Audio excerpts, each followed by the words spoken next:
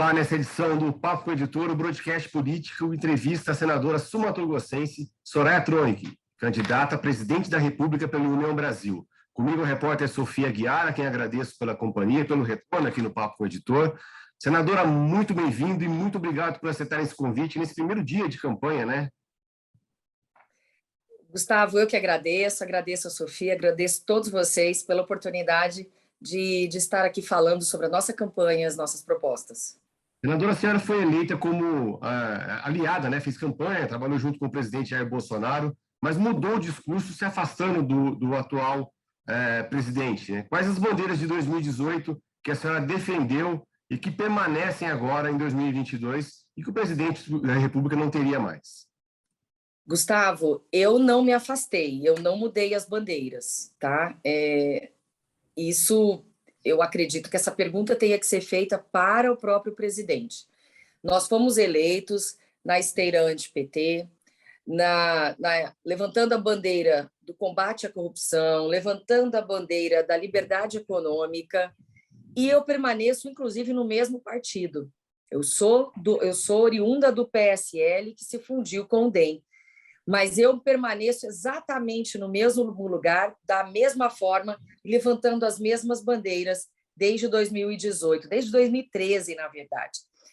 Portanto, eu acho que essa pergunta tem que ser feita para ele. Por que é que ele abandonou as bandeiras? Por que é que ele abraçou essas bandeiras? Isso era genuíno ou não era?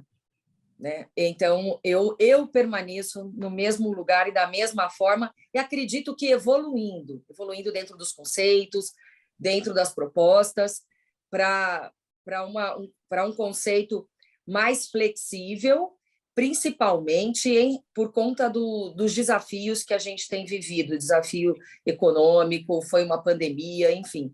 Mas a única questão que aconteceu foi essa, flexibilizar algumas questões populistas, que eu discordo bastante, mas enfim. Bom dia, senadora. Bom, diante do seu plano de governo, quais seriam as principais medidas que a senhora colocaria como destaque e urgência, caso a senhora assuma um novo governo, e qual seria a primeira medida que a senhora tomaria? Sofia, a nossa campanha e as nossas bandeiras têm o DNA da economia, voltado totalmente para a economia. Por quê? Nós entendemos que se a economia vai bem, a tendência é de que tudo vai bem. E temos essa verve de liberdade econômica. Entendemos, e de acordo com estudos, quanto maior o índice de liberdade econômica de um país, maior é o índice de desenvolvimento humano. O IDH caminha junto com a liberdade econômica, e é isso que nós queremos implantar de uma vez por todas no país, e trazendo o nosso carro-chefe, que é a reforma tributária, por meio do Imposto Único Federal, que vai ser, que engloba dentro dele 11 tributos federais, dentre impostos e contribuições, que nós e teremos aí uma alíquota de 1,26 para cada operação de débito e de crédito. Então, nós vamos substituir 11 tributos por um só, com uma base arrecadatória muito grande, porque será praticamente 100% da população que vai contribuir, sem ninguém sonegar. Então, quando todos pagam bem menos. Além disso, Sofia, como um apêndice, eu falo apêndice, mas, na verdade, é uma das principais questões também. As pessoas que ganham até 5 salários mínimos no nosso país não terão mais o desconto de imposto de renda e nem do INSS. Aquele valor que era descontado do seu salário e ele perdia uma boa parte, porque vem líquido muito menos, esse dinheiro vai sobrar no bolso do trabalhador. E, com isso, a gente vai conseguir reaquecer a economia e superar aí os desafios que nós estamos tendo, inclusive de fome. Senadora, dá para ter liberdade econômica com tanta desigualdade social no país? E a senhora falou que todos vão pagar imposto, esse imposto único, né? Que é uma proposta, inclusive, do vice da senhora, uma proposta de vida dele, né? Do vice da senhora, o Marcos Sintra. Dá para ter liberdade econômica, dá para ter, dá para poder contribuir, né, com o imposto único. Uma pessoa que está na pobreza, a gente tem mais de 50 milhões, mais de 30 milhões de pessoas passando fome no país. Pois é, a questão é, esses impostos, esses tributos todos juntos, esses 11, trazem uma carga tributária do consumo, porque a nossa tributação é focada no consumo, então aí quem sofre são os mais pobres mesmo. Esses 11 tributos trazem uma carga média de 12%. O nosso imposto vai chegar a 2,52%.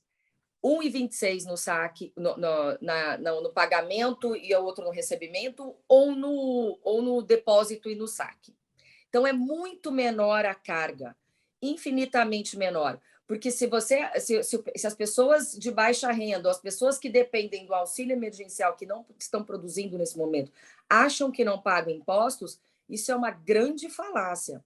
Isso é uma grande mentira que inventaram para eles. Eles suportam a maior carga tributária, porque a nossa carga tributária está focada no consumo. Então, vai ser algo revolucionário e vai, sim, trazer benefícios para a população.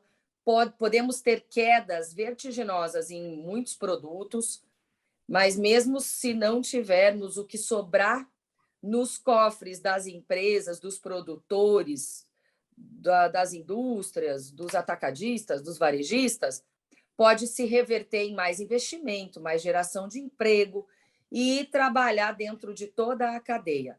Portanto, todos vão pagar e todos pagarão muito menos. Essa é a nossa proposta, e você disse muito bem.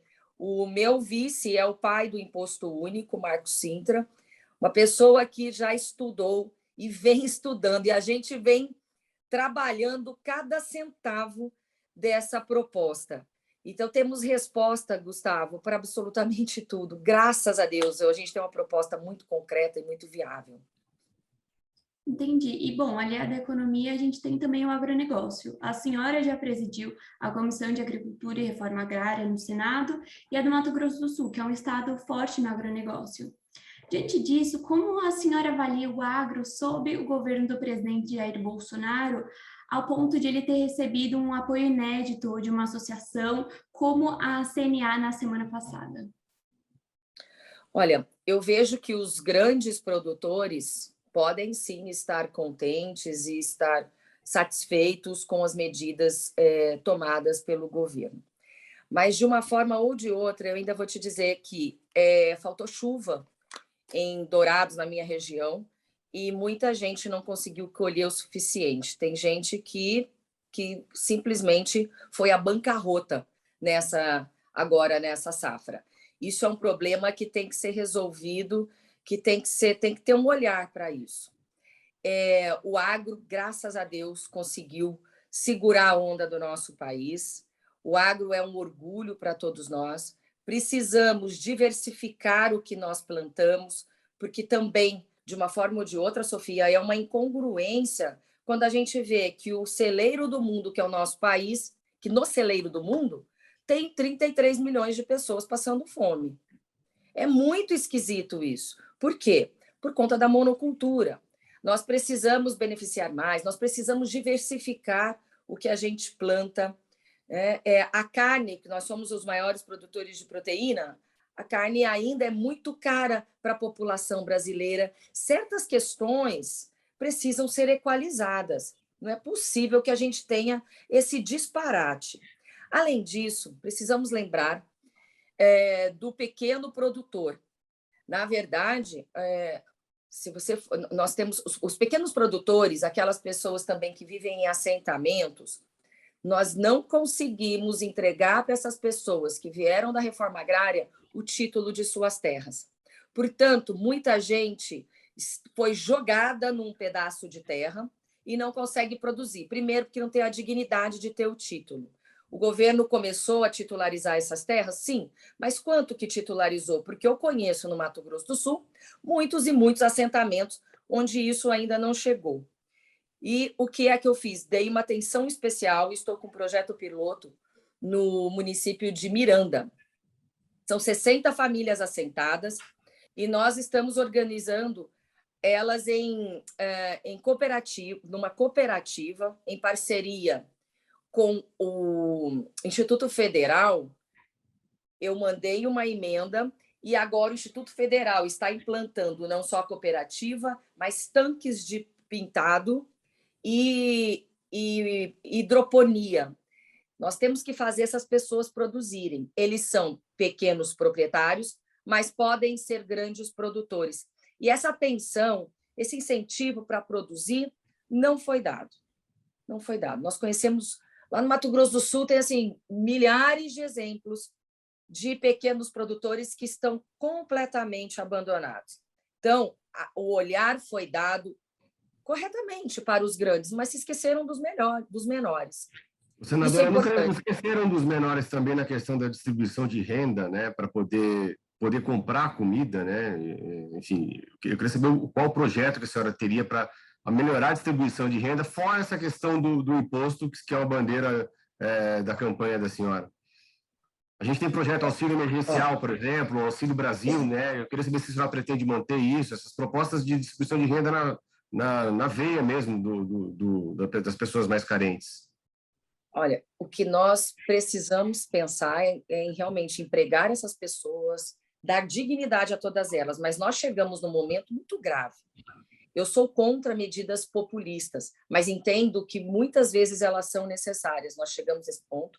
Eu votei a favor dessa medida do auxílio emergencial porque ela é temporária. O que eu critico, Gustavo, é termos uma porta de entrada e não termos um projeto para saída. Entendo que isso tem que ser colocado na mesa de qualquer forma.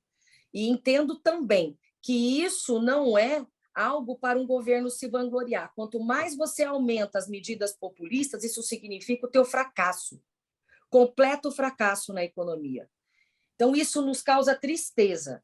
Eu votei a favor com indignação, e a indignação de não ter um projeto de saída dessa situação. Como é que nós vamos fazer? Como é que nós vamos gerar emprego para essas pessoas? Nós, do União Brasil, temos uma proposta, dentre elas, é a proposta de transformar dívidas fiscais das empresas em emprego. Os detalhes dessa proposta estão sendo gestados. Eu entreguei o meu plano de governo muito em cima da hora, porque assumi esta posição de candidata em cima da hora, e algumas coisas estavam sendo ainda gestadas e pontuadas, mas isso a gente já sabe que é um projeto que, sim, tem condições de dar certo, tem estofo para isso, e essa é uma das formas de gerar emprego. E como tem essa porta de saída, senadora, a senhora vai assumir, se a senhora for eleita presidente da República, no primeiro dia que vão acabar o auxílio temporário, né? E, assim, além de acabar o auxílio temporário, vai acabar a questão dos combustíveis, a PEC dos combustíveis que vale. Como resolver essa situação no primeiro dia de governo? A ideia é prorrogar mesmo, não tem como assumir sem essa necessidade de prorrogar? Essa é uma herança nada fácil para receber, mas a gente tem condições, sim, de receber essa herança aí e dar conta dela. Se tiver que ser prorrogado, será prorrogado, porque as pessoas não podem morrer de fome, é algo que não dá para deixar para amanhã. Eu tenho batido que não existe essa história de insegurança alimentar, embora os nutricionistas tenham ficado chateados comigo, mas para as pessoas entenderem é isso, é fome. A insegurança alimentar vem da dificuldade de ter todos os nutrientes necessários para o bom desenvolvimento e tal, mas é uma questão muito técnica. Nunca se tocou tanto nesse assunto. Esse assunto já existia. A gente está falando de fome mesmo. Se eu não sei o que eu vou comer amanhã, eu já estou numa situação de fome. É muito grave isso. Ou se eu vou comer apenas um fubá com água, é muito grave também. Então, as medidas populistas, infelizmente, deverão ser mantidas caso seja necessário. Por quê? Porque o governo não pensou na porta de saída. E aí Quando você herda algo assim, você tem que simplesmente assumir e bancar. Acima de tudo, bancar. A população brasileira é ela mesma que vai bancar. Só que nós traremos, Gustavo, consciência. Consciência de que o momento é difícil, a herança foi maldita, muito grave, uma herança terrível de pessoas que não tiveram a responsabilidade de tocar melhor essa situação. A senhora manteria os R$ 600 do auxílio ou diminuiria ele? Manteria, negociaria com o Congresso, porque não foi o governo Bolsonaro que deu isso sozinho. Quando o governo Bolsonaro lá atrás veio com essa proposta, ela era de R$ 200. E ele carrega para si o mérito disso tudo. Não, o Congresso analisou, o Congresso estudou juntamente com o governo federal o impacto e resolveu aumentar, porque por Bolsonaro não seria dado nem R$ 400. Bom, a senhora, como advogada, como a senhora avalia também a forma como aconteceu o dia 11 de agosto, aqui em São Paulo, principalmente, foi a Carta pela Democracia da Universidade de São Paulo. Como a senhora avalia essa carta e as manifestações políticas que tiveram em torno desse assunto? Eu assinei esta carta, Sofia, com muita tranquilidade. Vejo que o momento que nós passamos lá em 77 é bem diferente. O momento é outro.